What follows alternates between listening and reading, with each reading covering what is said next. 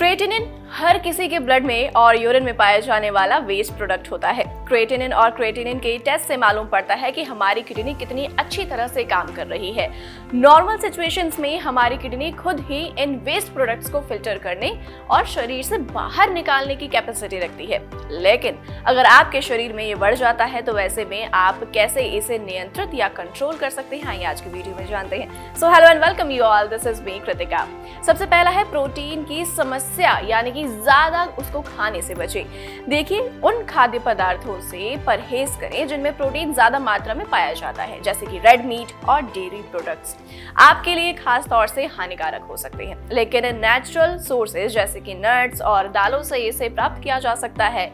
वही बात आती है अधिक मात्रा में सोडियम लेने से। जी हाँ, शरीर में फ्लूइड और हेल्थ को हानि पहुंचाने वाले लेवल तक एकत्रित करने लगता है, जिससे हाई बीपी की आपको परेशानी होने लगती है। इन दोनों ही वजहों से क्रिएटिनिन लेवल बढ़ सकता है, इसलिए कम सोडियम वाला आप जो खाना है वो अपनी डाइट में शामिल कर सकते हैं। डायबिटीज के अलावा हाई ब्लड प्रेशर भी किडनी को नुकसान पहुंचाने वाला एक दूसरा कारण होता है। ब्लड प्रेशर को नियंत्रित रखने से किडनी को और नुकसान नहीं होता और इस तरह क्रिएटिनिन के लेवल को कम करने में भी काफी ज्यादा मदद मिलती है। वही बात आती है नींद के दौरान। जी हाँ, बहुत से शारीरिक कार्य कम या धीमे पड़ जाते हैं। इससे शरीर की मेटाबॉलिक प्रोसेस भी बहुत ज्यादा इसमें शामिल है।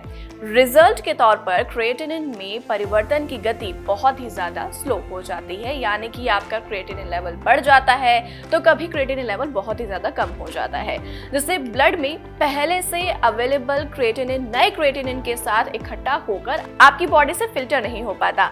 इसलिए रोजाना 7 से 8 घंटे की आपको नींद जरूर लेनी चाहिए। अब जब भी आपका शरीर बहुत जोरदार से एक्सरसाइज करता है तब ये काफी तेजी से फूड को एनर्जी में बदलने लगता है, जिसकी वजह से ज्यादा क्रिएटिनिन बनता है और ब्लड में क्रिएटिनिन की मात्रा भी बढ़ जाती है। इसलिए रनिंग, वेट लिफ्टिंग करने या बास्केटबॉल खेलने के बजाय वॉक या योगा प्रैक्टिस आप करके अपने बेहतर शरीर को जो है वो और भी ज्यादा बेहतर कर सकते हैं। अब बात आती है कि जब आप सोते हैं तब आपके शरीर की कार्य प्रणाली, यानी कि जो आपका बॉडी का मूवमेंट है वो बहुत ही ज्यादा कम होता है। इसमें शरीर का मेटाबॉलिज्म भी शामिल है, जिसकी वजह से क्रिएटिनिन में क्रिएटिनिन के बदलने की रेट भी काफी हद तक धीमी हो जाती है, जिससे कि ब्लड में पहले से ही मौजूद क्रिएटिनिन एक्स्ट्रा टॉक्सिन्स के बनने से पहले ही फिल्टर होकर बाहर निकल जाता है। इसलिए रात को कम से कम 8 घंटे की जो नींद है वो आपको जरूर लेनी चाहिए। अब बात आती है कि ऐसी कुछ दवाइयां भी इसमें मौजूद है जिनका सीधा संबंध हाई क्रिएटिनिन लेवल से होता है। जी हाँ, ऐसी दवाइयां जो किडनी को नुकसान पहुंचा सकती हैं, ये आपके लिए खतरे की निशानी बन सकता है। यहाँ तक कि किडनी के इलाज के लिए इस्तेमाल की जाने वाली दवाइयां भी समस्या खड़ी कर सकती है।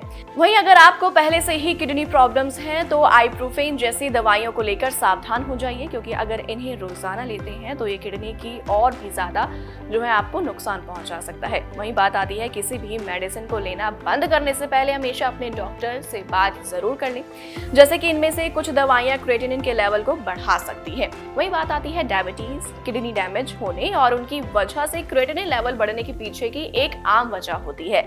अगर आपको डायबिटीज है तो ऐसे में और बड़े किडनी डैमेजेस को रखने के लिए आपको आपके इंसुलिन लेवल को एक नॉर्मल स्टेज पर लाने की भी जरूरत पड़ती है। तो इन सभी बातों के लिए आपको अपने डॉक्टर की सलाह जरूर लेनी चाहिए। फिलहाल आज की इस वीडियो में इतना ही, और भी ऐसी वीडियोस को देखने के लिए आप जुड़ रहिए हमारे साथ। तब तक के लिए नमस्कार।